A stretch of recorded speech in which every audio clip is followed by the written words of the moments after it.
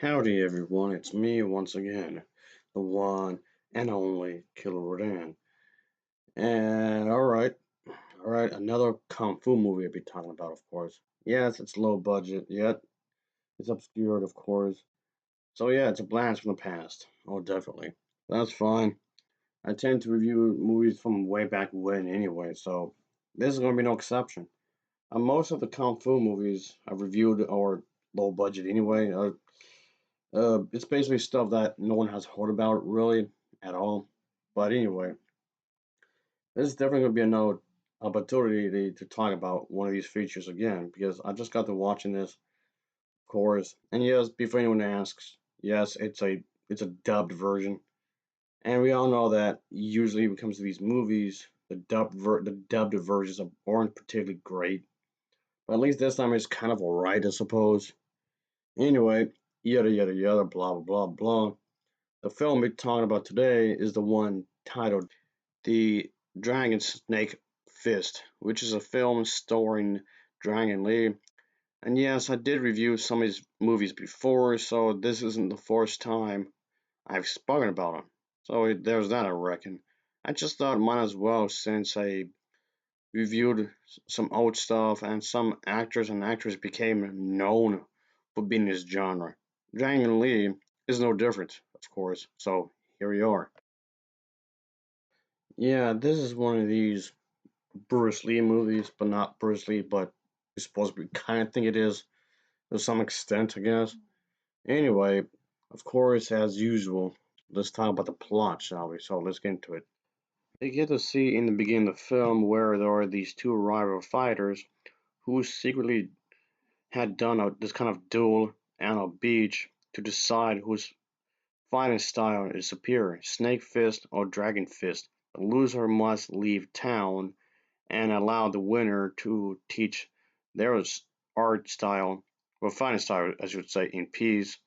So yeah, one of them does win, and the other just leaves with the crippled leg. So fast forward some years. So yeah, there's a bit of drama going on, as you might guess yourself. So there's that.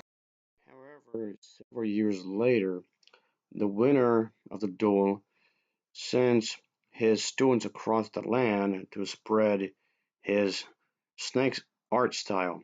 In the meantime, the loser's son is practicing hard to make his father's crane fight style this kind of unbeatable fighting style of kung fu. So yeah, this kind of thing was still going on years after the duel. Oh, definitely. There are these two highly acclaimed martial arts schools that do see their centuries old rivalry just get crazier and crazier. I guess you can say it just goes up into some boiling point where somebody does have to do something about this because you can't just stay like this forever. I mean, I guess you can say these two schools had a bit of a history together. In central China, we get to see that the Dragon Fist and the Jet June are competing against each other in these because there are these martial arts schools, of course. And that's the thing, though. Of course, things get pretty wild, as you might expect, when it comes to these types of movies. But in other words, I guess they're trying to fit some kind of drama thrown in here. It is no surprising, yes, there's this one individual who's still bitter over his defeat all those years ago. Puma's being consistently reminded of the injury to his leg, so there's that. Wanting to discover the truth about his father's injury, we get to see that the son pretty much sends a fake birthday invitation to the winner of the duel all those years ago, so he can have a duel with him, of course. But yes, this kind of thing is no easy task, as you might guess yourself, because yeah, let's not make things too easy here. But the thing is that, folks, I can honestly say that this was a pretty decent movie. I like the storyline they had here, and the main character does have pretty good motivation to do the things he did. Of course, he wants to kick some ass, of course, but like I was saying, it's not an easy thing to do because of course, there's going to be some trouble going on here. Oh, definitely. And I can honestly say also the fight scenes were pretty good. It's really well choreographed. And I'll say that a lot in a lot of these movies, but this time around it's definitely well choreographed as well, of course. And I like the way the fights are presented here, the way they're choreographed. I like the fact that it doesn't look overly choppy with the editing and it doesn't look amateurish. I mean, you'd think that they would because this movie is very low budget. I mean, the budget was minuscule, but still, there's still quite a bit of effort in that regard. So the fighting here isn't too bad. Oh yes, definitely. They did attempt to give the main character some kind of way to make him seem believable as a character, and it worked in some ways. I'll say that.